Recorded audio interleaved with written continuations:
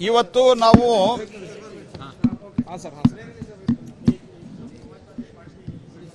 ಅನ್ನಚಕ್ರ ಅನ್ನುವಂಥ ಒಂದು ಟೂಲನ್ನು ಮತ್ತು ಅದರ ಜೊತೆಯಲ್ಲಿ ಸ್ಕ್ಯಾನ್ ಅನ್ನುವಂಥ ಒಂದು ಪೋರ್ಟಲ್ ಲಾಂಚ್ ಮಾಡಿದೆ. ಅನ್ನಚಕ್ರ ಟೂಲ್ ಏನಿದೆ, ಇವತ್ತು ನಾವು ಫುಡ್ ಡಿಸ್ಟ್ರಿಬ್ಯೂಷನ್ದಲ್ಲಿ ಅಂದರೆ ನಾವು ಪಬ್ಲಿಕ್ ಫುಡ್ ಡಿಸ್ಟ್ರಿಬ್ಯೂಷನ್ದಲ್ಲಿ ಅರ್ಥಾತ್ ರೇಷನ್ ಶಾಪ್ದಲ್ಲಿ ನಾವು 5 kg ಅಕ್ಕಿಯನ್ನು ಅಥವಾ 5 kgಯ ವಿವಿಧ ಧಾನ್ಯಗಳನ್ನು ನಾವು ಉಚಿತವಾಗಿ ಕೊಡ್ತೇವೆ. ಅದಕ್ಕೆ ಸಂಬಂಧಿಸಿದಂತೆ ಇಡೀ ದೇಶಾದ್ಯಂತ ಭಾಳ ದೊಡ್ಡ ಪ್ರಮಾಣದಲ್ಲಿ ನೆಟ್ವರ್ಕ್ ಇದೆ. ಅಲ್ಲಿ ಯಾವ ರೀತಿ ನಾವು ಕಡಿಮೆ ಸಮಯದಲ್ಲಿ ಕಡಿಮೆ ಇಂಧನವನ್ನು ಉಪಯೋಗ ಮಾಡಿಕೊಂಡು ಸಮೀಪದ ಗೋಡೌನ್ಗಳಿಂದ ಸಮೀಪದ ರೇಲ್ ಸೈಡಿಂಗ್ನಿಂದ ನಾವು ಅದನ್ನು ಹೇಗೆ ಮುಟ್ಟಿಸ್ಬೋದು ಅಂತ ಅನ್ಲಿಕ್ಕೆ ಒಂದು ರೂಟ್ ಆಪ್ಟಿಮೈಸೇಷನ್ ಅಂತ ಮಾಡಿದ್ವಿ. ಅಂದರೆ ಇಲ್ಲೇ ಪಕ್ಕದಲ್ಲೇ ಒಂದು ಯಾವುದೋ ಗೋಡೌನ್ ಇರ್ತದೆ, ಅದು ಗೊತ್ತಿರಲಾರ್ದೆ ಎಲ್ಲೋ ದೂರ ಹೋಗಿ ಕಳಿಸೋದು, ಈ ರೀತಿ ಆಗಬಾರದು ಅನ್ನುವಂಥ ಕಾರಣಕ್ಕಾಗಿ ನಾವು ರೂಟ್ ಆಪ್ಟಿಮೈಸೇಷನ್ ಟೂಲ್ ಮಾಡಿದ್ದೀವಿ. ಅದರಿಂದ 128 ಕೋಟಿ ರೂಪಾಯಿ ವರ್ಷಕ್ಕೆ ನಮಗೆ ಬರೀ ಡೀಸೆಲು ಮತ್ತು ಅದರ ರೂಟ್ ಆಪ್ಟಿಮೈಸೇಷನ್ದಲ್ಲಿ ಉಳಿತದೆ. ಇನ್ನು ಸ್ಕ್ಯಾನ್ ಅಂತೇನು ಪೋರ್ಟಲ್ ಮಾಡಿದ್ದೀವಿ, ಆ ಸ್ಕ್ಯಾನ್ ಪೋರ್ಟಲ್ದಲ್ಲಿ ರಾಜ್ಯಕ್ಕೆ ನಾವೇನು ಸಬ್ಸಿಡಿ ಕೊಡಬೇಕು ಅದರಲ್ಲಿ ಭಾಳಷ್ಟು ಡಿಫರೆನ್ಸಸ್ ಬರ್ತಾವೆ. ಅಕೌಂಟ್ ಕೊಡೋದಿಲ್ಲ ರಾಜ್ಯಗಳು, ಅದರಿಂದ ಸಾಕಷ್ಟು ತೊಂದರೆ ಆಗ್ತದೆ. ಅದನ್ನು ನಿವಾರಣೆ ಮಾಡಲಿಕ್ಕೆ ಎಲ್ಲ ಫುಡ್ ಸಬ್ಸಿಡಿ ಕ್ಲೇಮನ್ನು ಆನ್ಲೈನ್ ಮೂಲಕ ಮಾಡಲಿಕ್ಕೆ ಈ ಒಂದು ಸ್ಕ್ಯಾನ್ ಪೋರ್ಟಲನ್ನು ಮಾಡಿದ್ವಿ. ಇನ್ಮೇಲೆ ಅದೇ ವರ್ಷ ಎಲ್ಲ ಅಕೌಂಟ್ಗಳು ರಾಜ್ಯದ ಜೊತೆಗೆ ನಮ್ಮ ಸೆಟ್ಲ್ ಆಗ್ತದೆ. ಒಂದು ನಯ ಪೈಸಾ ಭಾರತ ಸರ್ಕಾರದಿಂದ ಉಳಿಯೋದಿಲ್ಲ.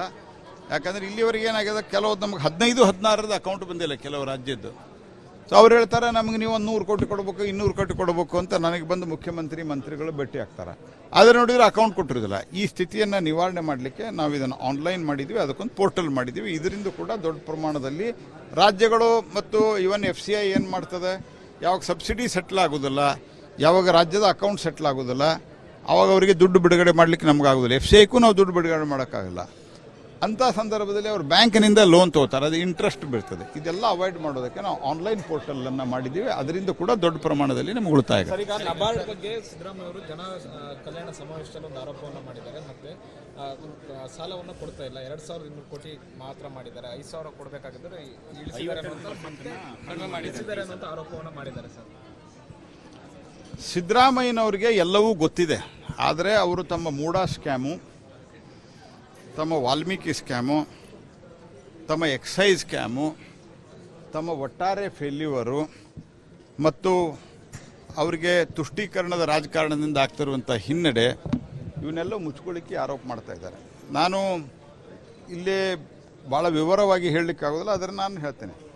ನಾಬಾರ್ಡದ ಸಿಸ್ಟಮ್ ಏನಿದೆ, ಕೇಂದ್ರ ಸರ್ಕಾರದ ನಿಯಮ ಇದೆ, ಪ್ರಯಾರಿಟಿ ಸೆಕ್ಟರ್ ಲೆಂಡಿಂಗ್ ಅಂತ ಇಂಗ್ಲೀಷ್ದಾಗ ಕರೀತಾರೆ ಅದನ್ನು.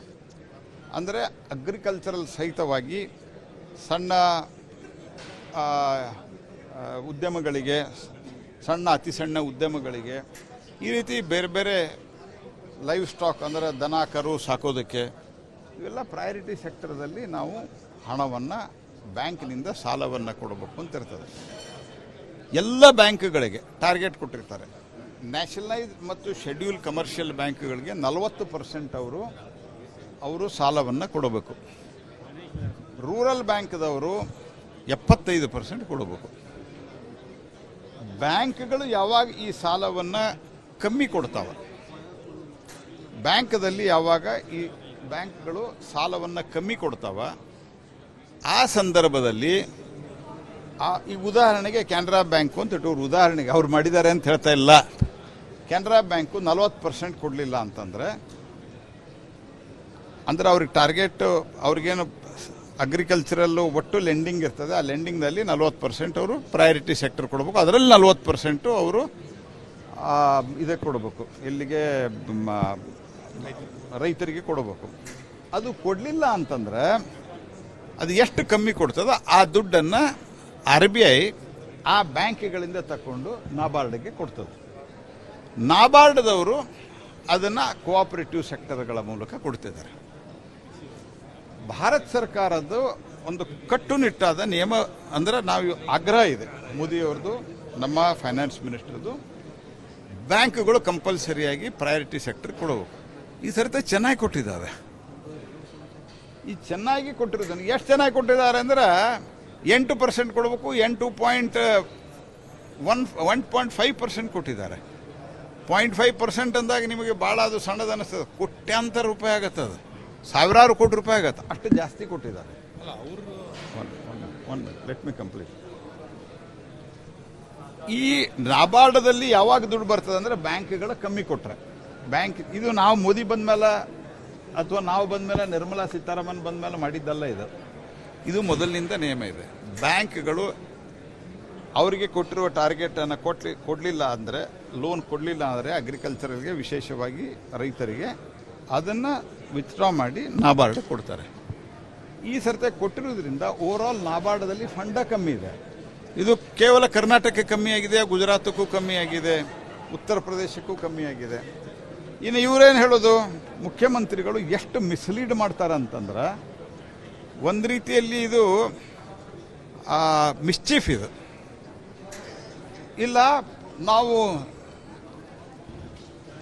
ಕೋಆಪರೇಟಿವ್ ಸೆಕ್ಟರ್ದಲ್ಲಿ ಕೊಟ್ಟರೆ ನಾವು 4%ದಲ್ಲಿ ಕೊಡ್ತೀವಿ, ನ್ಯಾಷನಲೈಸ್ ಬ್ಯಾಂಕು 7-8%ದಲ್ಲಿ, ಇದೆಲ್ಲ ಬೋಗಸ್ ಇದೆ, ಶುದ್ಧ ಸುಳ್ಳು ಇದು. Whether it is nationalise bank, whether it is cooperative sector, 7% ಇದೆ. 7%ದಲ್ಲಿ ಭಾರತ ಸರ್ಕಾರ whether it is in cooperative ಅಥವಾ ನ್ಯಾಷನಲೈಸ್ ಬ್ಯಾಂಕ್ದಲ್ಲಿ 3% ಸಬ್ಸಿಡಿ ಕೊಡ್ತಿದೆ. ಅವರು ಸರಿಯಾಗಿ ರಿಪೇಮೆಂಟನ್ನು ಮಾಡಿದ್ದಾರೆ ಎರಡೂ ಕಡೆ.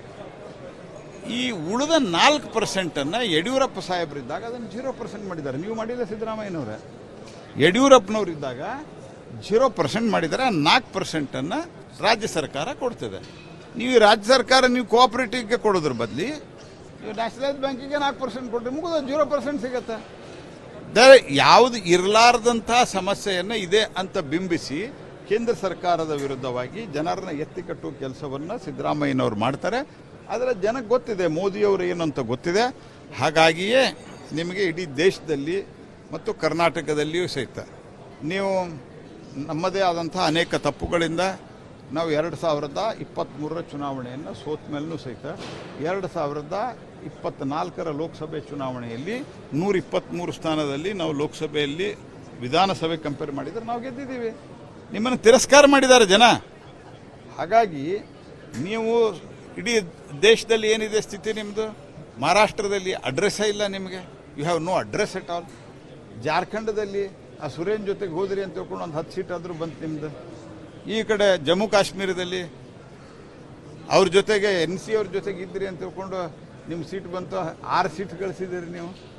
You are nowhere. ಹರಿಯಾಣದಲ್ಲಿ ಏನಾಗಿದೆ ನಿಮ್ಮ ಸ್ಥಿತಿ? ಈ ರೀತಿ ಸುಳ್ಳು ಹೇಳಿ ಜನರನ್ನು ತಪ್ಪುದಾರಿಗೆ. ನಮ್ಮ ಉದ್ದೇಶ ಇರೋದು ಬ್ಯಾಂಕ್ಗಳಿಂದ ಸರಳವಾಗಿ ಸಿಗ್ತದೆ. It is A banking system. ಆ ಬ್ಯಾಂಕಿಂಗ್ ಸಿಸ್ಟಮ್ದಲ್ಲಿ ದುಡ್ಡು ಕೊಟ್ಟಿದ್ದಾರೆ. ಸಿದ್ದರಾಮಯ್ಯನವರು ಸುಳ್ಳು ಹೇಳೋದನ್ನು ನಿಲ್ಲಿಸಬೇಕು. ಸಿದ್ದರಾಮಯ್ಯನವರು ಹೇಳೋದು ನಾವು ರೈತರಿಗೆ ಶೂನ್ಯ ದರದಲ್ಲಿ ಬಡ್ಡಿ ಸಾಲವನ್ನು ಕೊಡ್ತೇವೆ ಅನ್ನುವಂಥದ್ದು. ಅದರಲ್ಲೂ ಕೂಡ 4 ಲಕ್ಷ ಹೆಚ್ಚು ಪಟ್ಟನ್ನು ಕಡಿಮೆ ಬಡ್ಡಿ ದರದಲ್ಲಿ ಕೊಡ್ತೇವೆ. ಕೇಂದ್ರ ಸರ್ಕಾರ ನಮಗೆ ತಾರತಮ್ಯ ಮಾಡುತ್ತೆ ಕೇಂದ್ರೀಯ ಬ್ಯಾಂಕ್ಗಳಿಂದ ಬರುವಂಥದ್ದು ಅವ್ರು ಹೇಳೋದು. ನೋಡ್ರಿ, ನಾನೀಗ ಇಷ್ಟೋ ತನಕ ನಿಮಗೆ ಎಕ್ಸ್ಪ್ಲೇನ್ ಮಾಡಿದೆ. ನೀವು ಬೇಕಿದ್ದರೆ ಇನ್ನೊಬ್ಬರಿ ನಾನು ಇದನ್ನು ನಿಮ್ಮ ಚಾರ್ಟ್ ಹಾಕಿ ತೋರಿಸ್ತೇನೆ. ಕೇಂದ್ರ ಸರ್ಕಾರ ನಮ್ಮ ಕೋಆಪರೇಟಿವ್ದಲ್ಲಿ ಇರ್ಬೋದು, ನ್ಯಾಷನಲೈಸ್ ಬ್ಯಾಂಕ್ ಇರ್ಬೋದು, 4%ದಲ್ಲೇ ಕೊಡೋದು.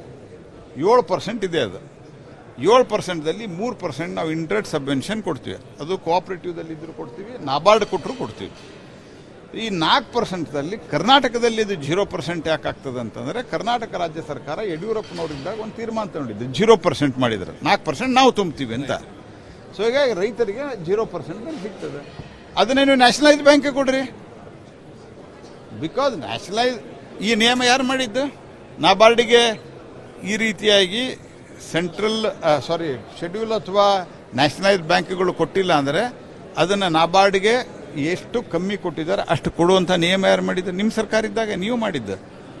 ನೀವು ಯಾವುದಾದ್ರೂ ಒಂದು ಆ ಸಂದರ್ಭದಲ್ಲಿ ಆಫೀಸರ್ಸು, ಟೆಕ್ನಾಲಜಿಸ್ಟು ಅಥವಾ ಬ್ಯಾಂಕಿಂಗ್ ಎಕ್ಸ್ಪರ್ಟ್ಸು ಏನು ಮಾಡಿದ್ದಾರೆ ಒಳ್ಳೆಯ ಸಂಗತಿಯನ್ನು ನಾವು ಮುಂದುವರೆದಿದ್ದು. ನಿಮ್ಮ ಭ್ರಷ್ಟಾಚಾರವನ್ನು ನಾವು ಬಂದ್ ಮಾಡಿದ್ದೀವಿ. ಸರ್, ಈಗ ಡಿ ಕೆ ಶಿವಕುಮಾರ್ ಅವರು ಹೇಳಿದ್ದಾರೆ, ಸಿದ್ದರಾಮಯ್ಯ ಅವ್ರ ಜೊತೆ ಇವತ್ತು ಇರ್ತೀನಿ, ನಾಳೆನೂ ಇರ್ತೀನಿ, ಸಾಯೋವರೆಗೂ ಸಿದ್ದರಾಮಯ್ಯ ಅವ್ರ ಜೊತೆ ಇರ್ತೀನಿ. ಆದರೂ ಮುಖ್ಯಮಂತ್ರಿ ಒಪ್ಪಂದಾಗಿತ್ತು ಅಂತ ಹೇಳ್ತೀನಿ ಅಂತ ಹೇಳಿದ್ದಾರೆ. ಸರ್